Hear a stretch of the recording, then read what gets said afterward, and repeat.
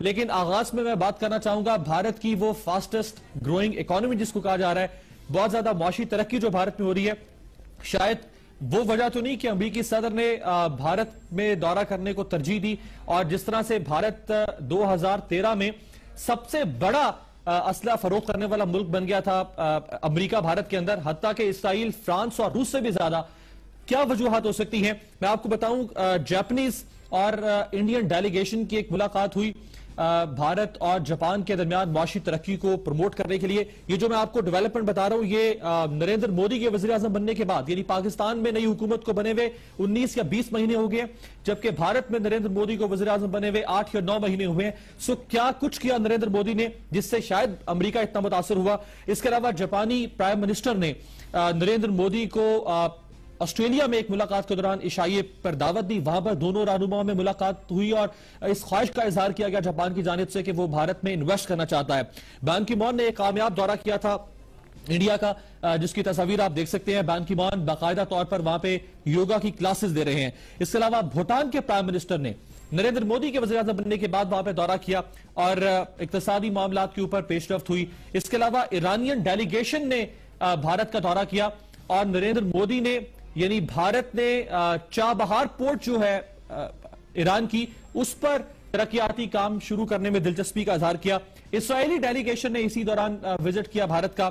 इसके अलावा सिंगापुर का एक वफ्द जो है वो नरेंद्र मोदी से मिला और सिंगापुर ने भारत के अर्बन डेवलपमेंट में कंट्रीब्यूट करने के लिए ख्वाहिश का इजहार किया। Deputy prime minister of Poland, उन्होंने भारत का दौरा किया। मॉरिशस के वाइस प्रीमियर ने भारत का दौरा किया। बांग्लादेश के सदर ने भारत का दौरा किया। रशियन प्रेसिडेंट ने एनुअल समिट में नई दिल्ली में शिरकत की और वहां पर दोनों ममालिक ने कहा कि हम तरक्याती काम करेंगे। इसके अलावा साउथ अफ्रीका के फॉरेन मिनिस्टर ने भारत का दौरा किया। भारत ने कैंपेन शुरू की, मेक इन इंडिया, यानी सनतें भारत में लगाएं और यहां से प्रोडक्शन होनी चाहिए। इसी मेक इन इंडिया कैंपेन के तहत साउथ कोरियन डेलीगेशन से मुलाकात हुई भारतीय डेलीगेशन की, और एक जो सर्वे आया जिसमें दुनिया के उन लीडर्स के बारे में यह बात की गई जो टॉप परफॉर्मिंग है, जिन्होंने दुनिया में बहुत अच्छा परफॉर्म किया हो, उनमें नरेंद्र मोदी जो है वो हमें दूसरे नंबर पर नजर आए। 30 ममालिक में से दूसरे नंबर पर नरेंद्र मोदी। चाइना, इंग्लैंड, इसके अलावा रशिया, अमेरिका, ये सब, जर्मनी, ये सब नरेंद्र मोदी के बाद हमें दिखाई दिए। ग्लोबल परसेप्शन इंडेक्स जो है उसमें इंडिया पहले नंबर पर नजर आया हमें। 4th इंडियन अरब पार्टनरशिप कॉन्फ्रेंस हुई, यानी अरब ममालिक जो है वो भी भारत के साथ इक्तिसादी मामलात में दिलचस्पी ले रहे हैं। इंडिया ने नेपाल को एक गिफ्ट किया, एडवांस लाइट हेलीकॉप्टर मार्क 3 जो शायद मॉडल है। इसके अलावा नरेंद्र मोदी ने ऑस्ट्रेलिया का विजिट किया। यह भी बड़ा कामयाब विजिट तस्वुर किया गया नरेंद्र मोदी का, और यह पहले सरबराह मुमलिकत है इंडिया के जिन्होंने ऑस्ट्रेलियन पार्लियामेंट में जाके खिताब किया। G20 का भी भारत रुकन है, ब्रिक्स फैमिली का मेंबर है भारत। और एंजेला मर्केल जो है जर्मन चांसलर, उन्होंने 2 बार इस ख्वाहिश का इजहार किया कि नरेंद्र मोदी जर्मनी का दौरा करें।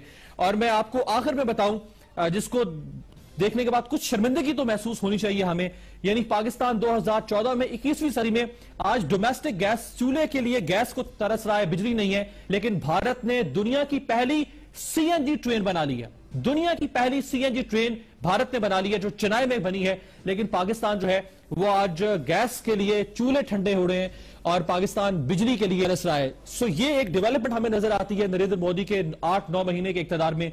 क्या इसने मुतासिर किया अमरीकी सदर को? कुछ और वजूहात हो सकती है, इस पर हम बात